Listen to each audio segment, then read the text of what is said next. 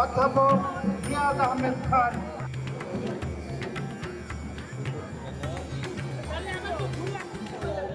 একটাই চাওয়া, মা সবাইকে ভালো রাখুক, শান্তিতে রাখুক, মঙ্গলে রাখুক, আর সবাই বিদ্যাপতি দিক। আমার ভালো লাগতেছে, কিন্তু ওই যে বললাম তো অনেক মানে গ্যাদারিং, বাট তারপরও মানে আনন্দ লাগতেছে যে মানে একটা বছরের অপেক্ষা, তো ভাল লাগতেছে।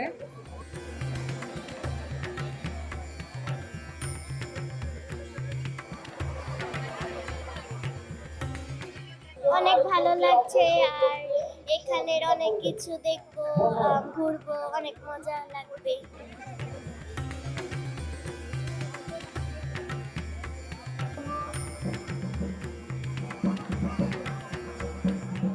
শুধু যে এটা যে একটা নির্দিষ্ট গোষ্ঠীর ভিতরে আয়োজন সেটি না, সরস্বতী পুজোটা হচ্ছে ধর্ম জাতি গোষ্ঠী নির্বিশেষে সকলের এইখানে আগমন ঘটেছে। এখানে জাত পাত বৈষম্য কোনো কিছু এখানে ভেদাভেদ নেই, সকল মানুষ একত্রিত হয়েছে। হ্যাঁ, অনেক আগে আসছি, আবার অনেক বছর পরে এবার আসলাম। মেয়ে, এই ভাইস্তা, ছোট বোন, সবাইকে নিয়ে ভালো লাগতেছে।